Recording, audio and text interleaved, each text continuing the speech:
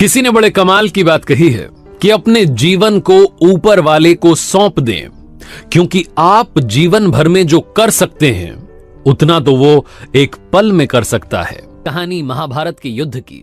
युद्ध के प्रारंभ होने से पहले युद्ध भूमि को तैयार किया जा रहा था। कुरुक्षेत्र की भूमि को समतल बनाया जा रहा था, पेड़ों को हटाया जा रहा था। उस युद्ध भूमि का मुआयना करने के लिए एक दिन पहले निरीक्षण करने के लिए भगवान श्री कृष्ण और उनके मित्र धनुर्धर अर्जुन पहुंचे। वो मुआयना कर रहे थे, देख रहे थे तैयारी किस तरीके से चल रही है। तभी एक चिड़िया उड़ती उड़ती आई और भगवान श्री कृष्ण के पास आकर के बोली कि भगवान, मुझसे क्या गलती हो गई? मेरी दुनिया आपने उजाड़ दी। यहां युद्ध भूमि को तैयार किया जा रहा है, पेड़ों को गिराया जा रहा है। एक हाथी ने आकर के मेरा पेड़ गिरा दिया। मेरा घोंसला उस पर था, वो घोंसला गिर करके जमीन पर आ गया। उसमें नन्हे नन्हे बच्चे हैं। हमारी जान बचा लीजिए भगवान, अब सब कुछ आपके हवाले है। भगवान श्री कृष्ण ने कहा कि मैं इसमें क्या कर सकता हूं, मैं तुम्हारी मदद नहीं कर सकता। ये तो नियति का पहिया है, समय का पहिया है, घूमता चला जाता है। इसमें मैं क्या कर सकता हूं बताओ? वो चिड़िया रुआसी होकर के बोली कि भगवान, मुझे बस एक इजाजत दे दीजिए। भगवान ने कहा कि बोलो, क्या पूछना है, क्या इजाजत चाहिए? तो उस चिड़िया ने कहा कि भगवान, मैं आप पर विश्वास तो कर सकती हूं ना? भगवान ने हामी भरी। अगले दिन युद्ध शुरू हुआ और युद्ध की शुरुआत से पहले भगवान श्री कृष्ण ने अपने दोस्त अर्जुन से कहा, अपने मित्र से कहा कि मुझे अपना धनुष और एक तीर दे दो, एक बाण दे दो।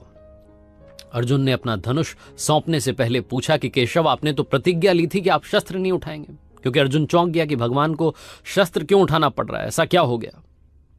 तो भगवान श्री कृष्ण ने कहा कि उस सामने हाथी देख रहे हो, उस हाथी ने उस चिड़िया का घोंसला गिराया, उस पेड़ को नष्ट कर दिया जिस पर उस चिड़िया का घोंसला था।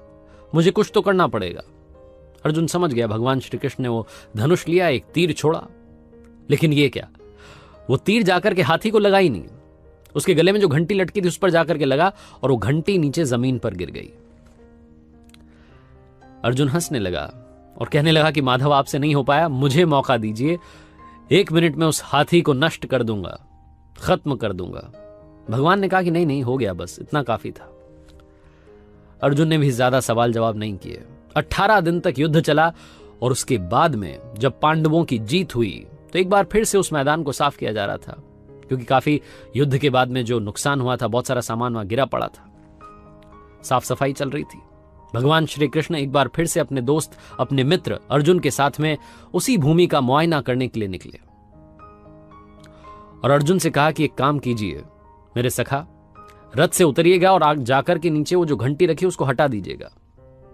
अर्जुन चौंक गया कि हमने युद्ध जीत लिया है, हम इतने महान बन चुके हैं और ये मुझे एक घंटी उठाने के लिए, युद्ध भूमि की साफ सफाई करने के लिए कह रहे हैं। लेकिन जानता था भगवान हैं, कुछ भी कह सकते हैं।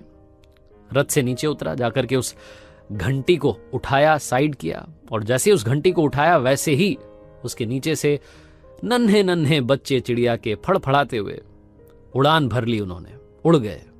अर्जुन की आंखें नम हो गई। उस घंटी के नीचे था वो घोंसला उस चिड़िया का जो मदद मांगने आई थी।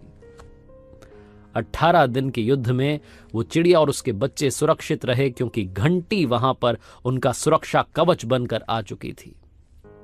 चिड़िया ने शुरुआत में सिर्फ ये कहा था कि क्या भगवान, मैं आप पर विश्वास तो कर सकती हूं ना? और भगवान ने हामी भरी थी।